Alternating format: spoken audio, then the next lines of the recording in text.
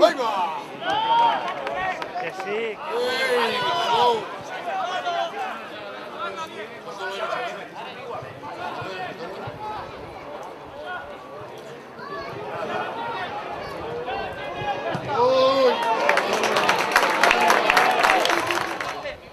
cal que fer costat mala cara,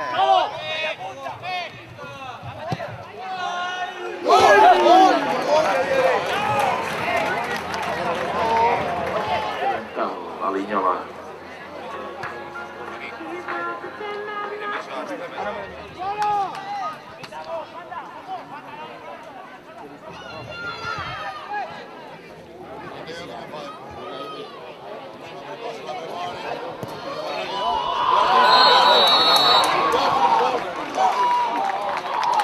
Ha marcat la Pobla de Baphomet mitjançant el dorsal 8, Cristino.